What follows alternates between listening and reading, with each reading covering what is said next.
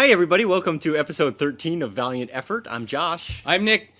Name of this episode is Harbinger Wars Volume 3? Part 3. Part 3, okay. The third and final part. You know, it just occurred to me that I am still wearing my tie. This is the most formal podcasting that I've ever done. Well, for you, I'm wearing a Viking shirt and ripped jeans. I just finished my day of work. It's a Saturday, and in retail you have to work on Saturday, and my tie is still on. So now it's off, and I'm a little bit more relaxed and ready to talk about some Bloodshot. I, for one, have been using some eye drops, but it hasn't really been getting rid of my bloodshot eyes. I don't know about you. Where are you going with this sentence? I guess I'll have to give Ben Stein a try in his his red eye. Dry red eyes. Bloodshot has rescued a group of young psiots from Project Rising Spirit. A group of mercenaries from PRS attack Bloodshot and the kids and are quickly taken care of. The group heads to an abandoned town in the Nevada desert. Bloodshot is attacked by Harada and his forces. The Harada protocols are activated inside Bloodshot, and he vomits a large amount of nanites on Harada in an attempt to kill him. Harada survives and gravely injures Bloodshot. Before Harada kills Bloodshot, the young psiots intervene and save him. Bloodshot and the kids go to a meatpacking plant so Bloodshot can consume nutrients to repair his body. Kuratich is also there and almost succeeds in killing Bloodshot, but Bloodshot survives, kills Kuratich, and recovers from his injuries. Bloodshot and the kids travel to Las Vegas, where they are attacked by the Renegades. Bloodshot fights them off and is then confronted once again by Harada. This time, Bloodshot is not able to escape him. Was Bloodshot really gravely injured? Because he's pretty much hard to kill. Yeah, he got his face blasted off. He got an arm chainsawed off. He got a leg chainsawed off, and got his other arm partly chainsawed off. And he still survived. He still survived, but so that means that he wasn't gravely injured. Gravely injured means it's an injury that kills you. Yeah, well, he was about to die. He was about to die, but not from his injuries. He was about to get chopped into many, many little pieces because Goldie wasn't preparing him quickly enough. Look, I wanted it to sound dramatic, okay? I wanted the recap to be dramatic sounding so that people would go, that is awesome, and I should read that because he's gravely injured, instead of me saying he was ho-hummed injured. And just because you don't appreciate my prose. I wish I was wearing my t-shirt that said I'm silently correcting your grammar. Even though I wasn't very silent. I like the choice of the word gravely. We're going to keep it because I don't want to rewrite it. Let's talk about this book. I really don't care. It's just being a punk. All right, let's talk about the book. Yeah, we'll talk about the book right now. Oh, yeah. Oh, you know, I don't want to talk about the book right now just because you said that we're going to talk about the book right now. Okay, so what do you want to talk about? Oh, let's talk about these really comfortable chairs that we're sitting in right now. This chair is fantastic. It's very cushy and catnappy. Yeah, you can buy them from me, and I'll ship them anywhere around the United States. Is that true? I'll make it happen for Valiant fans. Okay. For Valiant fans, I will figure out how to get this comfortable chair into your living room. All you need to do is find our website. Allsleep.net. There we go. Hey, Dinesh, by the way, Shamdasani, who is the CCO of Valiant, did I tell you he signed my license plate? No. Yeah. At New York Special Edition, I brought my Valiant license plate. Yeah. And I got him to sign it. And now when I drive around town, Dinesh's autograph is for everybody to see in the front of my car. Is there any way you can protect that?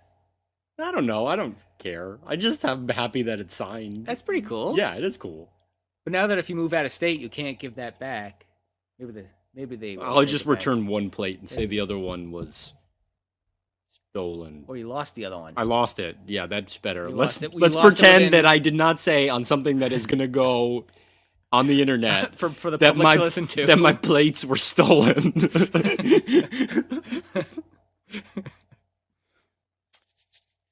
All right. You're ready? You ready? I'm ready now. You ready to I'm talk ready about now. this book? I'm ready now because No, I don't want to talk about it. because we're not going on your pretext. Now I want to talk about something else.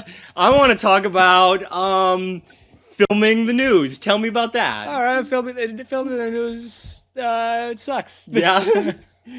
Because terrible things happen in the Yeah. world, And that's all we do. You have to ask people about their terrible day. Yeah. Oh, did you know this person who got shot next door? Why didn't you know them? Were they involved with drugs or anything like Or that? worse, when they say, "Yeah, I did know them. I was related to them, and now my life is ruined forever." And you have to talk to people on their worst day. Good job. You know, I'm a photographer. I'm not a reporter. I shouldn't be having to ask the questions. Now I think our audience is ready for us to talk about the book. I believe so. So this was the Bloodshot chapter of the Harbinger Wars. That it was. It was written by Dwayne Straczynski with, I think, some help from Joshua Dysart. I'm not sure. And most of it was drawn by Barry Kitson. This is a new artist for us. I liked his art. Did you? It's a little rough. Yeah. Yeah, you're kind of indifferent to it. Yeah. It wasn't special. Yeah. I saw Clem. Clem looks like he's 40 years old in one of the first shots. First panels. And that's what does the it. twin wasn't quite right looking compared Right, the to twin looked different to me. Yeah, as well. she looked like she was 16. Yeah, I don't know. I noticed in one of the other books though that the art, I think it was in one of the last two books, the art was reminiscent of one of the first books of Valiant. Actually, I think it was actually the very Valiant of Bloodshot. I think it was actually the first issue where we see him with his family. Yeah. And that art looked very familiar. Oh, are you talking about the Clayton Crane stuff, the digital stuff? Yeah. Yeah. Yeah, that was like Arturo Lozzi. It was done in a computer. I mean, obviously the art was done to make it seem more dreamlike or different. So yeah, those were interesting. there were 3 pages by Clayton Crane. That was nice. That was good. I don't. Okay. I guess the first thing that I would like to mention is that Bloodshot crying while he's attacking the soldiers. The soldiers are, like, oh, we don't care about what our mission is. We just do what we're told. And while Bloodshot's beating the crap out of them, he's asking himself, why am I crying? As while he's swinging that machete-looking thing. And I thought that was kind of neat, just show that he's running on a program basically, and his mind is trying to defy the program, but he can't. I'm gonna burst your bubble. Oh. I don't think that's why he's crying. I think he's crying because the little girl is in his head, and she's crying. in the next panel. That's right. The little girl was in his head. That would have been so much cooler. Yeah. If he's like trying to fight against it, but he can't. Okay. That's Who's still- that girl? Was that Astral? That girl was... I don't have the Harbinger Wars trade on me. That was not Astral. Astral is part of Generation Zero, the group in Las Vegas. Oh, right. If I had the Harbinger Wars trade on me, I could tell you what her name was. Again, a lot of kids that I can't keep track of. Yeah, there's a lot of them. Have we been introduced to that one that made him cry before? Yeah, she was in the Harbinger Wars trade, but she didn't have a lot to do in it. She's barely in it. Okay. Yep. Somebody is screaming at their podcast aggregator right now, saying, It's Saturn! It's this person! It's not Saturn! No. Saturn is one of Harada's people. There's so many characters. How come you don't know? Because I can't remember who all these characters are. because there's so many of them. You don't really want to take the time. Well, the Bloodshot. Okay, let's have some honesty right here. Okay, the Bloodshot chapter. These 4 books, I think, are the weakest part of the Harbinger Wars bit that we've read. I read this very quickly. I realized last night at 10 o'clock that I forgot to do our reading for today, and I read it last night, and it was good. It was exciting. I didn't fall asleep, which normally happens to me when I try to read a comic book at 10 o'clock at night. But it was done, fast. And so even if they gave the character's name, which they may have in the story, I don't even remember it because it happened so quick. The whole story happened so quick. It was a very quick read. So I'm the least invested in the characters in the Bloodshot part of the Harbinger Wars as I am, like, the Generation Zero kids I'm pretty invested in. Also because, I'm pretty sure they're going to come back. But I don't really know about these kids as much. So, were you trying to give me a signal? When I cleared my throat. Did you want me to say something? No, I said that I wasn't sure if the Generation Zero kids were going to come back. Oh. Well, I was moving. I didn't know if I was like moving wrong or if I scraped the chair or something. No, don't do that. No, I was vague news.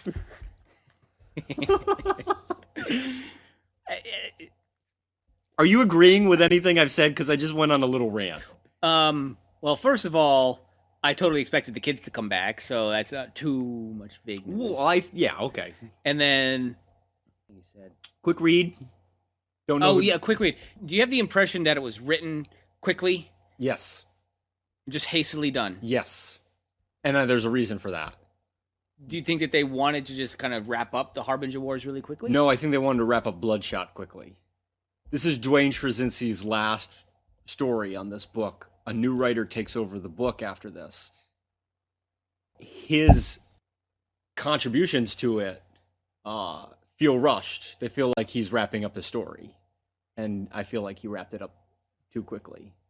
We'll talk about Kara, I assume, at the end of this episode. But I also feel that this book suffers from it being the third one. Like, people might be getting tired of it. We've read this story twice, and now we're reading parts of the story for the third time, and that's how it came out in the monthlies too. In the monthlies, Harbinger Wars came out, then Harbinger, and then Bloodshot came out in the month.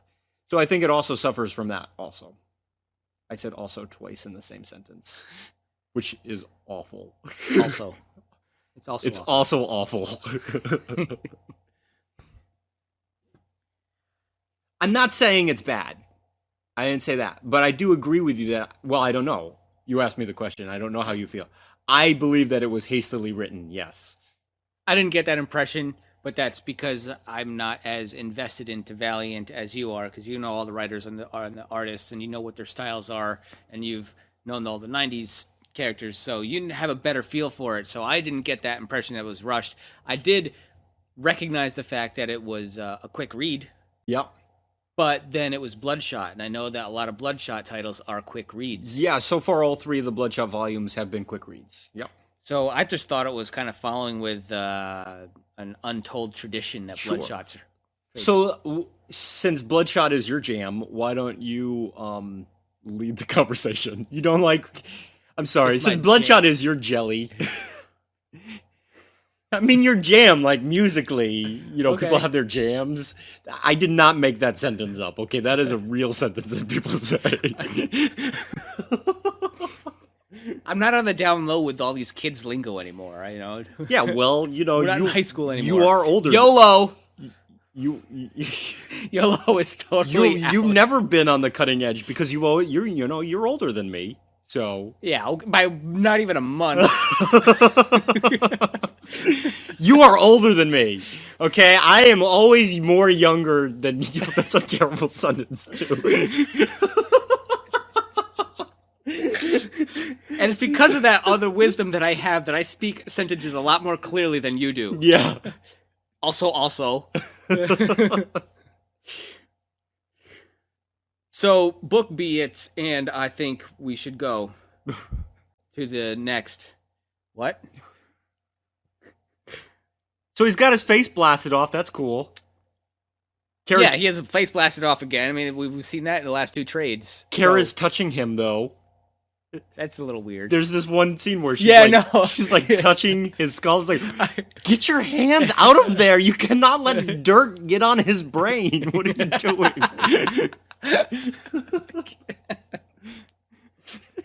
It just follows with the theme of how do you keep your brain clean.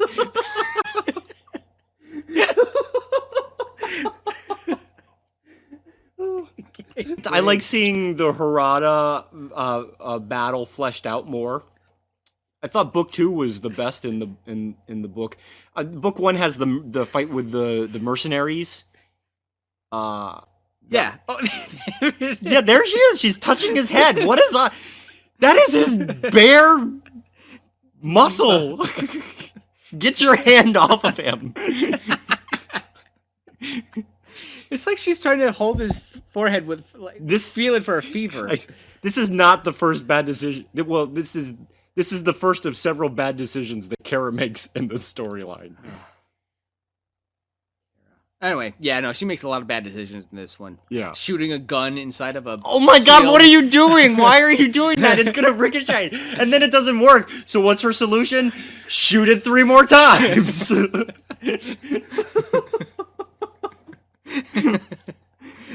And then she's like, okay, that didn't work. So I'm gonna piss off the kid who creates the scariest monster ever. And they just luckily the monster decided to get out of the car instead of, killing everybody in the car first. What is up with that monster, by the way? So in the first alien? book, the first book, the mercenaries kill it, and then its dead corpse is lying on the ground and it's got smoke coming out of it, and they talk about how they're going to autopsy it. So does that thing exist? Ah, that's a good question. I was actually wondering the same thing. So does he?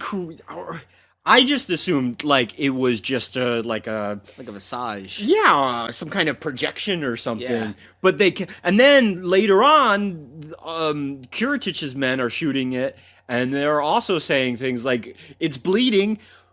It's bleeding. So does it exist?" I hadn't really thought of whether maybe it exists only while it's alive, and then when it dies, it disintegrates. I don't know. Is it the same one each time? Maybe. Has that same alien been called up more than once? Well, yeah, we saw the mercenaries kill it, and its dead corpse was there, and then it came back in the car. And then we also saw it in the Harbinger Wars trade as well. So, yeah. It's been there a couple times. So... I don't know. That's a good question. All right. I don't know the answer to that. Okay. Turning around the tables. Are you turning... Is that your impression? Is that your impression of me? That's right. Talking a... Fantastic. Loud and authoritative voice. This episode is off the rails. It really is. We haven't really been following any sort of... Yeah, what other notes do you have? I don't know. The family. Yes. The family. The one that the guy conjures up, the kid conjures up? Yeah, that's a delusion, because how he knows that all that is fake. Yeah, it's sad. And they're kind of enticing him, we know that you want to be happy, so just all you got to do is believe. Or all you gotta do is just want to be here, and you'll be here. I like how the dad keeps wanting to make bad food decisions for himself, and the mom's like, don't do that. Yeah. So is that kid's real family?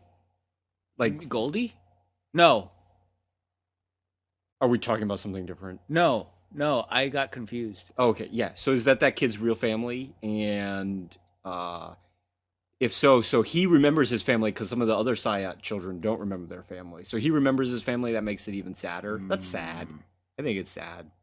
I want to talk. I like how these psiots have powers that are not like eye blast and claws for hands. Yeah, I think that these are really storm. They're pretty intelligent powers. I think that they're pretty neat for the most part. I mean, that's a pretty useless power. Oh, I can make my parents. They don't do anything except complain about their food choices. Like the useless power Heart from Captain Planet. Yes. Yes. I feel so bad for that guy. Heart. Who would you? I always wanted to be Earth. Partly because it was LeVar Burton who did the voice, yeah, but that makes sense. Yeah, but also Earth is the best power. I don't remember who I wanted to be. I know it was not Fire. That guy was the worst. I hated him because he was the fiery headed American, with blue eyes or whatever. He's like the twins in the Harbinger Wars here. He's making all the problems happen. And he was so he was headstrong and just jumped forward. Yeah. It was annoying. It's like, no, calm down. Maybe it was the Asian that I liked. Water. Was she water or was she wind? I don't know which one. I don't remember. I like the other one. What other notes do you have?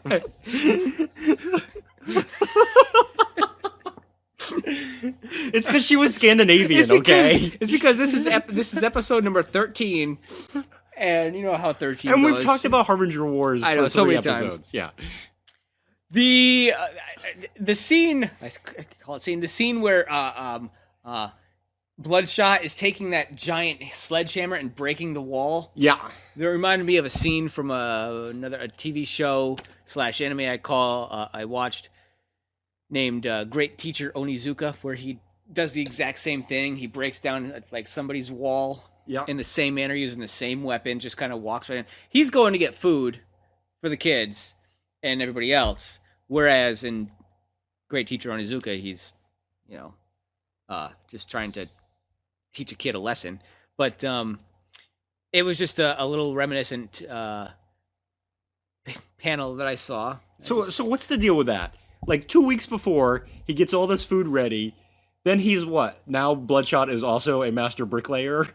And he prepares that. Yeah, he builds a wall to hide it, I guess. And then... Well, he does say that he plans for every contingency out there. But at the same time, it's like, when did you become an architectural engineer? And then he also puts all the C4 around the whole place, too. Well, the explosives now make sense from the first Harbinger Wars. Yeah. When he hits that button and everything explodes, and I had that question, like, what exploded? Right. Now that makes sense. Now you know what exploded. Yeah, so that makes sense. But Clem is also trying to get into Bloodshot's mind. Yeah. Which I can understand because he doesn't trust Bloodshot, and he wants to either control... Yeah, he wants to control Bloodshot so that they know that he'll be okay. But he can't get into Bloodshot's mind. Is it some kind of a protection that PRS put onto Bloodshot? Maybe. I mean, Project Rising Spirit has the technology and the helmets to block that kind of thing, so maybe they're able to put that technology into the nanites as well. I don't know. Good question. It's good that he can't get into his head. Yeah, otherwise they'd be screwed. Right. And all Bloodshot needs to do is just let him in. And when Clem tried to, and Bloodshot's like, no. Yeah. Well, actually, he didn't say no. He just walked up and diverted the question. He knew what was happening. Yeah, he knew it was happening, but Clem is like, well, he still didn't say no. I don't like that kid. He's dead now, so you're fine. He's a punk. He's just a stupid teenage punk. He got eaten, right? By one. Yeah, by the monster. Yeah. Yeah. Like, put a shirt on. Just grow some hair.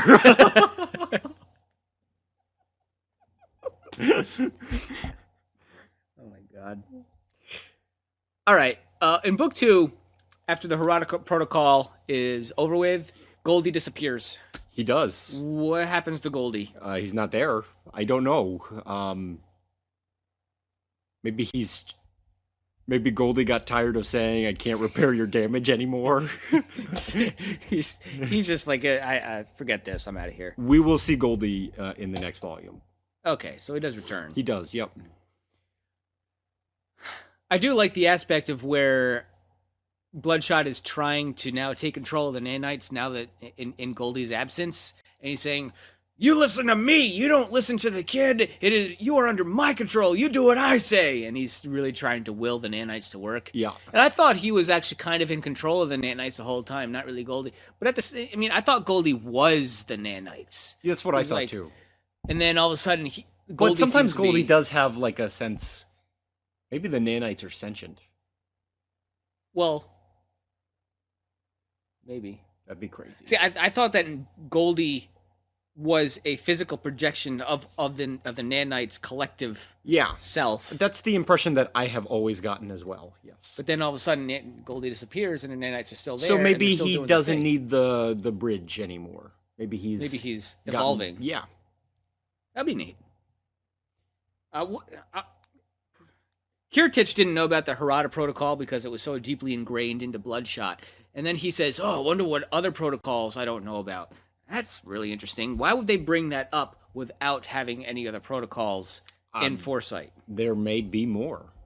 And that's an intriguing thing that I'd like to figure out or hope to see is what other protocols are there that we don't know yet, and how do they affect Bloodshot? Is Kiritich right? In a way. He's trying to save the kids. Yeah. He's using Bloodshot to do it. But then he chainsaws Bloodshot all up. Yeah. I don't agree with his methods and how to I understand that he knows that Bloodshot can't be killed, and this might be the only way that you can pretty much immobilize him. And he did say, we tried to disable your pain receptor so that you wouldn't feel as much as this as possible.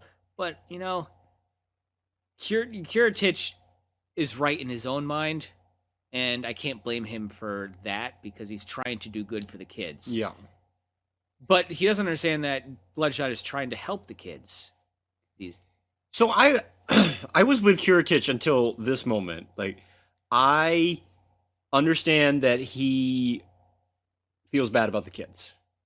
That he thinks that he disagreed with Project Rising Spirit for capturing children and imprisoning them. That's why he left. That's why he got Bloodshot out of there.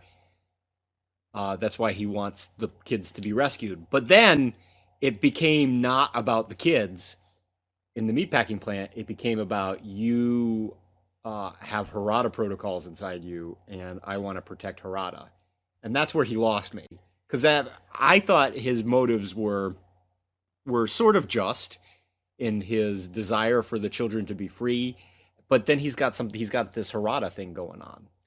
Yeah, he's partnered with Harada, and But why does he care about Harada? I guess I don't get Harada that. might be paying him a lot of money for some reason. I bet Harada has a lot of money to pay people. Yeah, it could be just Harada's going to give me billions of dollars for some sort of reason, so I'm going to be on his side. Or I don't know what he has to gain by working with Harada. So I think what Kiritich is trying to do is good, but just not in the same. But he's doing it the wrong way. I think what he's not really seeing the big picture where Bloodshot is trying to help save the kids. Kiritich thinks that he is saving the kids, but also helping out Harada in the long run. And he's kind of doing it for selfish reasons too, because Kiritich doesn't know what else is in Bloodshot's brain in terms of protocols, and he's kind of scared of them. Maybe there's a Kiritich protocol, and he doesn't want that. He doesn't want to know if that's something, but he ends up dying anyway. He's dead. And I was really excited for a moment because I thought that Bloodshot was going to get his protein back by cannibalizing Kiritich. I thought he would too, yes. But then he goes down into the basement and finds the living cows. Instead of cannibalizing dead things, he kills the living cows. And he hates Kiritich. Why not just, even though Kiritich is dead, why not just make him suffer even that much more? Just give him eat him. But no, then you got to go down, somehow crawl down to the basement when you got this cow going moo, which was pretty funny. Yes. I guess maybe drawing cannibalism is too much. Maybe. Yeah, I think it's a little much. Maybe. So they just had to, I guess, include a farm down there. Why does everyone think that they're helping the kids? I'm as confused as the kids are when it comes to everybody trying to help those kids.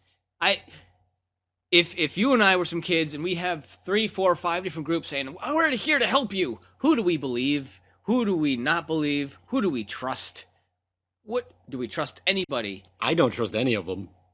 Why are they trying to help them? How are they trying to help them? They're not really, none of them really explain. Bloodshot doesn't really have a good plan. Bloodshot's plan for helping them is, okay, I'm going to take you further into the desert, where it's hot and there's no food and no water.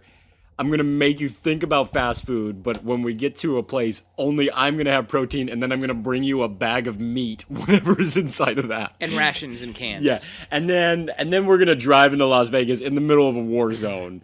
So that's Bloodshot's master plan for helping the children. He's kind of like Eric in that sense, where he just goes headstrong right into battle. Yeah. Let's go! That does remind me of Bloodshot kind of playing a Moses role, where he's leading this entire group through the desert. Okay, this is better than the bleeding monk Jesus theory. Okay. Well, he's dragging everybody through the desert. Yeah. Everyone's following him. Yeah. There is no Red Sea for him to part, but his face does part. His face parts. And it is red. The Renegades don't have a plan either. The only person who has a plan is Harada. Right. And that is why it makes me think that he is right.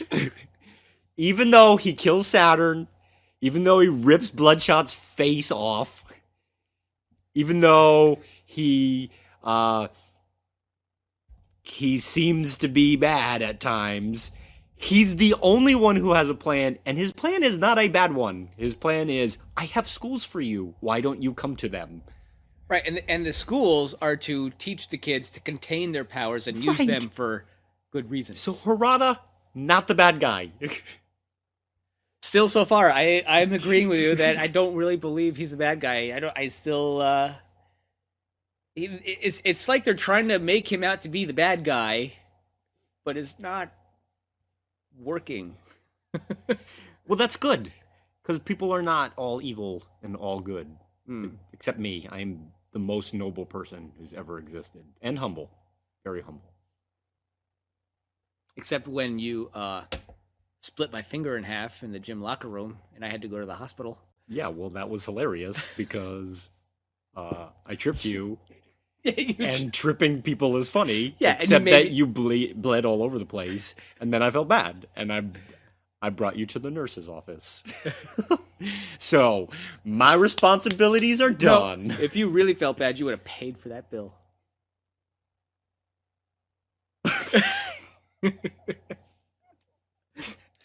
Speechless.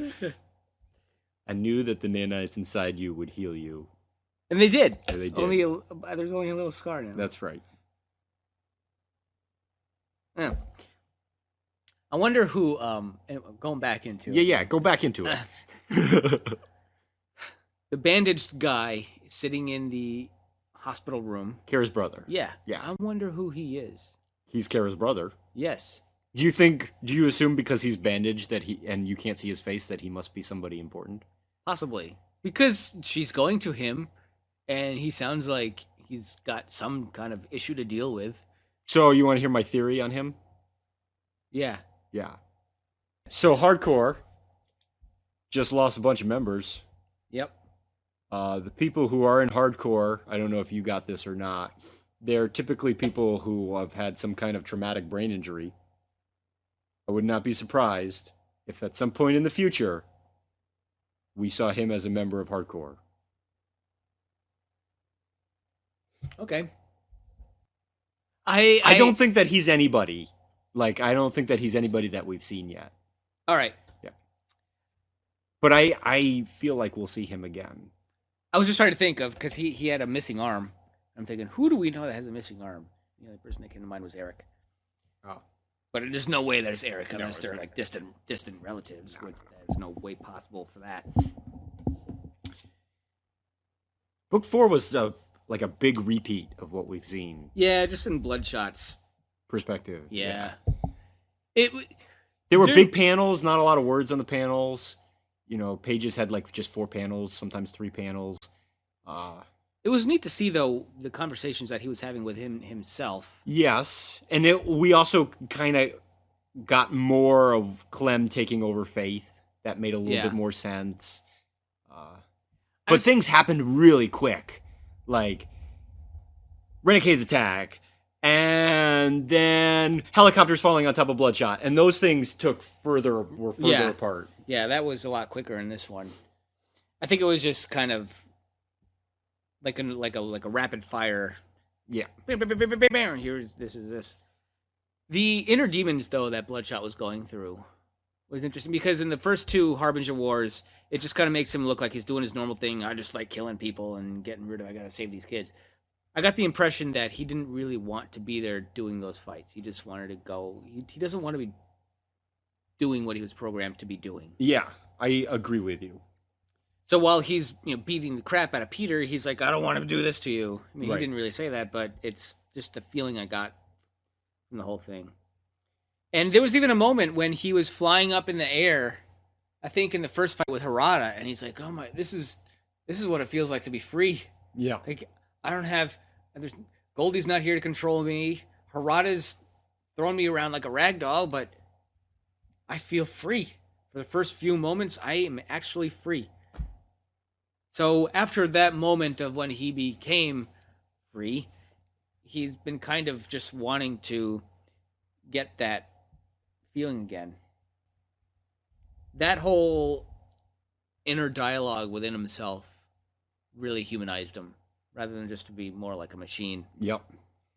And then Harada nearly kills him. Yeah. And he just rips everything off. Everything, like his skin, his head. He doesn't rip his head off, but the skin off of his head. Yeah. And his chest, and all you see is bones, and then even then, Bloodshot is having that inner self, like, get up, soldier, get up. You got to do what you want to do, not what Goldie says. This is your fight. And Harada just decimates Bloodshot. And I don't know what happens to him. Well, Harada won the Harbinger Wars, as we've already discussed. He got Generation Zero. We learn here that he also gets Bloodshot. Does he kill Bloodshot? Not kill. Well, we don't see what happens, but I'm telling you right now that he's captured by Harada.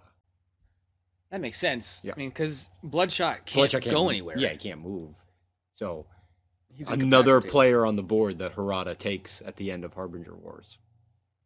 Yeah, you told me last episode we find out that Harada really won this battle, and he really won. He won in every single corner of this fight. There's another thing that he won that I'm not even going to talk to you about yet. More money? He just won. He just absolutely won. Can we talk about Kara at the end of the 4th issue? Sure. So I hated the 4th issue. Why? Because of Kara's decision-making process. What we spoke about earlier? Yeah. Their whole shooting the gun. And but she just leaves... She just leaves the kids. Yeah, she just does run... But it was because of that look that... Yeah, but... Is that out of character for her? I feel like that was such an out-of-character moment for her. Like, she just... Stay in the car, you'll be safe. No, what do you do? Why don't you help rescue them or take care of them? Or... Why didn't she drive the car away? Yeah, well, you are not. Why are you just running away? And actually, she just kind of did. Well, she thought that she was going to be doing like this whole reboot process on Bloodshot. She went to those coordinates that was written down on her hand. Maybe she thought that she was going to actually be helping the kids. I don't know. It just seems so out of character. Well, I was a little surprised that she ran away. It's away that quickly, but it's one of the most common complaints I hear about this book. So let's let's go deeper into it. So people have talked about how they think that she acted out of character. Okay. What would you do in that situation? You got, if it was me, I wouldn't have even... giant monsters who are wrecking things around you. You got helicopters flying out of the sky. You got people taking over brains of other people. You got hardcore. We don't even see them in this, but you got hardcore shooting kids. You got these two twins hugging in the middle of it all, being weird. What do you do incest. if Bloodshot gives you the look? Are you like, that's it, I am out? Yeah. So I wouldn't have even been there in the first place. Okay. So maybe she didn't act out of character. Maybe she acted like a human being. Should we give her the benefit of the doubt? A normal human being would not have been in there, unless you're a soldier. She's kind of a soldier. But she doesn't have any kind of weapons with her. She's just a person in there. No, she spent all 6 cartridges out of that one gun trying to blow up the window. If I were in her shoes, I would have at least tried to drive away with the kids in there, because why would you expose yourself to all that crossfire when you have an armored car right there that can go faster than 2 legs can? Was the car incapacitated? I don't know. I would have just gone in the car to those coordinates. It would have been just so much easier. So that's where I leave it. I was very frustrated with the way her character ended there. It's Dwayne Straczynski's last issue on the book. Maybe he's trying to wrap up that character. Maybe. So it seemed very sudden. And she just got like a whole pile of money to reboot herself rather than Bloodshot. I liked her. I liked her too. I liked her, and I liked Melissa, and I thought that they were the best parts of the book in the first 2 volumes. And then, Melissa died, and now she's gone. She's kind of dumb. She's making some dumb choices. Anyway, the next volume, we got a new writer and a new direction for the book, so we'll see what happens. That's all the notes I got. Harbinger Wars as a whole, we can now look at it as a whole, complete story. How'd you feel about it? I like the Harbinger Wars story arc. Yeah. I think it was really neat. As I mentioned in the last episode, I really like sideways type stories where it shows each... this is what was happening during this book. This is what was happening during those 2 books. Yeah. But at the same time, it can't keep going on like that. 3 books is enough. I'm ready to move on. Ready for the next thing. Yes. Yep. So, okay, let's talk about this book individually. How did you feel about it? I enjoyed it. It was a quick read. It was good to read, and it was nice to see Bloodshot's perspective on this whole thing. But as I just mentioned, I'm now ready for the next story arc. I'm now done with the Harbinger Wars. Good to see who won, who's in what standing, and where the state of each character. Yeah. And it did help to make each story arc a little more 3-dimensional, or I should say story arc as in terms of the people. So we review them as trades. We review them as individual stories. This doesn't, to me, these 4 books do not really work as an individual story. If I handed this to somebody who didn't really know much about Valiant Comics, I don't think that they would understand what's going on. Right. You would need to read the whole thing. There's too many missing parts. So I am not going to recommend this by itself. To buy this trade as the 4 trades, I do not recommend it. What I'm going to recommend is the Harbinger Wars.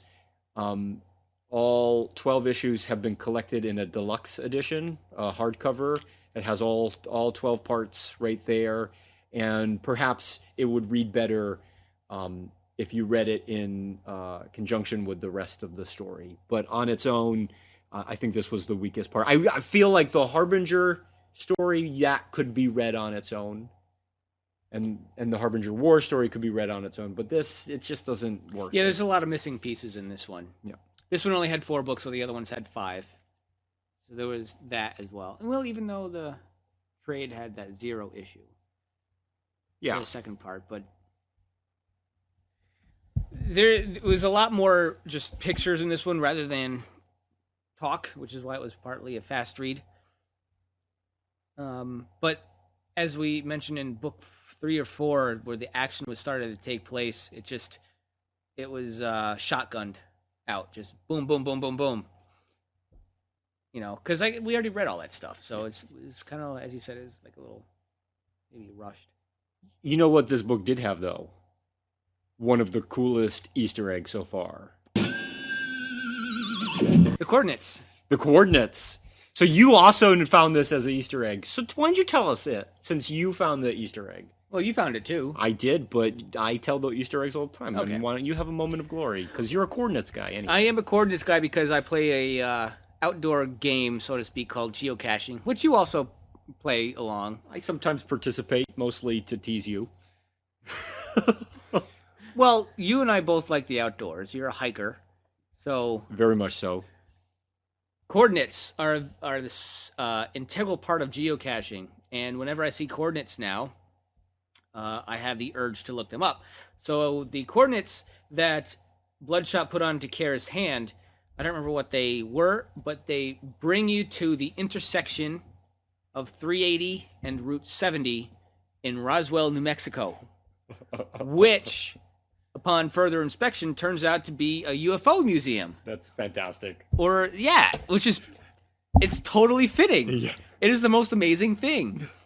I did not expect. I expected. So you were kind of hoping that would be in the desert. Yeah, I expected them to actually put it into the desert, maybe at that single tree that Kara went to. But no, it's actually even cooler. Yeah, it's at the UFO museum. That's awesome. I was really excited when I found that. Conspiracy. There's pictures. You can see pictures of. I even went to a geocache. I wanted to see if there was a geocache dedicated to this comic. There is not one there, but it's dedicated to a whole bunch of the UFO stuff there. Yeah. But I looked all around to see if there was anything like, oh, this is where the Valiant coordinates bring you, but no. Well, that's pretty cool. That was a really exciting one for me, and for you as well. What's your favorite cover, Nick? My favorite cover is... Nope, it is not the 8-bit one. You're not picking the 8-bit one? It is not the 8-bit one. Dude, it's Contra! The 8-bit cover is Contra. I agree with you that it is Contra, but it is not my favorite one because... But Contra is the best game. I loved Contra when I was younger. Contra is a good game. Okay. I give you that. Okay, but it's not your favorite cover. No, it's not my favorite cover. I cannot believe this. My favorite cover deals with another thing that I really like, and that is optical illusions. Yes. I don't know what number that is. Number 13. Yeah, so this is the regular cover to issue number 13. What was that? Dwayne Trzynski? Well, that's the writer. No, the cover is done by Dave Bullock. Ah. And it is pretty cool. The skull hidden there. Yeah, the skull is very neat. Yes, I like optical illusions very much so. So this... As soon as I turned that page and I saw that, I was like, oh, that's my favorite cover. I didn't have to look at any other ones. Yeah. I knew that was my favorite one. So, that's that. Regular cover to number 13. Yep. Your favorite cover. Yep. Mine too. And it just, making these things, I don't understand. It blows my mind how to conceptualize 2 images in one. And I don't understand how they do that. Did you see the breakdown? I did see the breakdown, but still, how do you... conceptualize it? I mean, you got the skull here, but you're thinking, okay, how could I make the eyes? What can I make the eyes out of? I wouldn't think hair. I wouldn't think to make the chin legs. Yeah. That's why I really like that stuff. Yeah. So that's your favorite as well? It's my favorite cover too. For the exact same reasons. They're combining the Las Vegas aspects with the skull there. It's very pretty. Okay, Nick, the next trade that we're going to be reading is this one that I'm handing to you right now. Oh, no. I've been waiting for this. There's Dark A. Dark A, yes. Oh, okay. Shadow Man Volume 2, Dark Reckoning. All right, let's bring it on. Let's bring it on. Let's find out what's up with Jonty Oh God. and everything else. Will our answers come? No, there's just gonna be more questions piling up with other answers. Sent to hell. Why do you need to go to Earth so badly? Just explain your actions. It makes no sense. Okay. So that I'll save all the ranting for next episode. So that will be our next episode. You can follow us on Twitter at VE Podcast. You can email us, vepodcast@gmail.com, and our website is vepodcast.wordpress.com. Also, Nick, we are now members of the Comic Podcast Network, CPN. Proud members of the Comic Podcast Network. We are proud members of that. We are. And you can visit their website, which I believe is comicpodcastnetwork.com. How would you find us on that? What? I didn't mean to interrupt. Go ahead. And you will there see a host of other wonderful podcasts about comic books that you can peruse. How would you go about finding our podcast on that website? Yes. They have on the left-hand side a menu bar that has a list of all the different podcasts. And hopefully by the time of this recording, we'll be on that list because I've been in contact with the guy who runs the website. Cool. So, are we on Stitcher as well? We're on Stitcher. We're on iTunes. We're on Podkicker. We're on YouTube now. The first episode we put on YouTube. So if you want to look at the same image while listening to our voices, that can be done. We're just trying to get as many places as we can so as many people can hear us, and then we'll be everywhere. We'll be all consuming. We're like nanites trying to take over the world.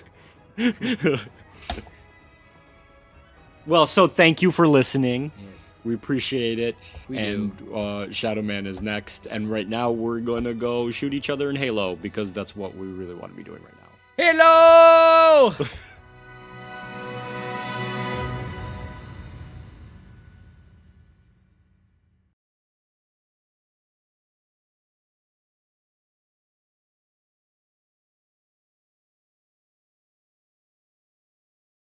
What is the difference between illustrating and inking it? So inks are pencils. I'm sorry. Art is pencils. You draw it out with pencils. It's often rough. When you then somebody else does the inks, they draw over it.